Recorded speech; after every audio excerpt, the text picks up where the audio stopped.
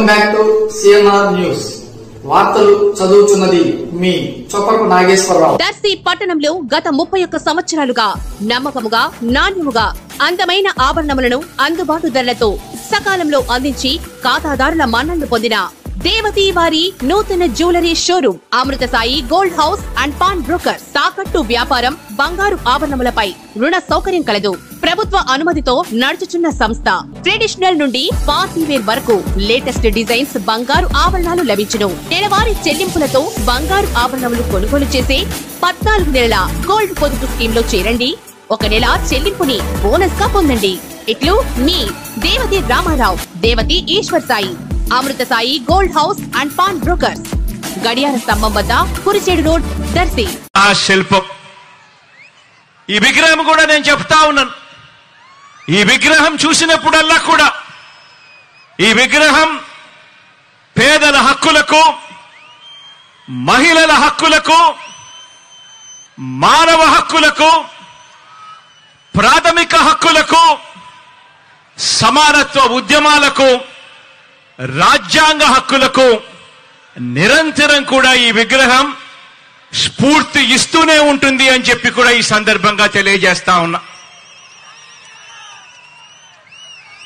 ఈరోజు ఒకసారి గమనించినట్టయితే ఆయన అంటరానితనం మీద, ఆధిపత్య భావజాలం మీద ఓ తిరుగుబాటుగా ఆయనను ఎప్పుడు చూసినా కూడా, ఆయన విగ్రహాన్ని ఎప్పుడు జ్ఞాపకం చేసుకున్నా కూడా మనకు కనిపిస్తూనే ఉంటాడు.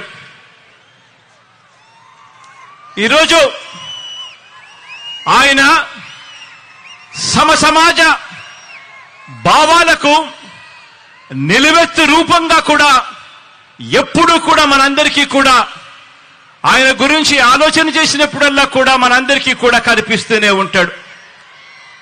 ఆయన రాజ్యాంగ హక్కుల ద్వారా, రాజ్యాంగ న్యాయాల ద్వారా నిరంతరం కూడా మనల్ని కాపాడే ఒక మహాశక్తిగా ఆయన మనందరికీ కూడా స్ఫూర్తినిస్తూనే ఉంటాడు.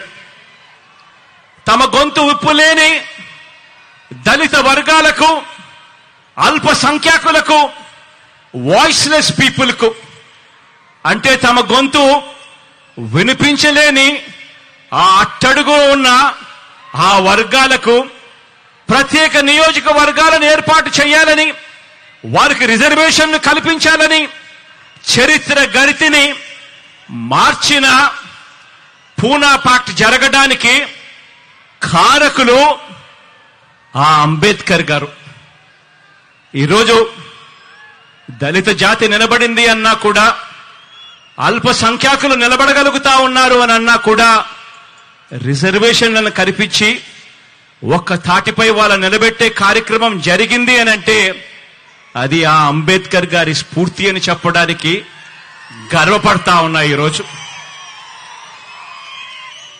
ప్రతి వాడలో ఉన్న ఆయన విగ్రహం అణగారిన వర్గాలకు నిరంతరం కూడా ధైర్యాన్ని ఇస్తుంది, శక్తినిస్తుంది, అండనిస్తుంది, ఒక మహాశక్తిగా తోడుగా నిలబడుకుంది.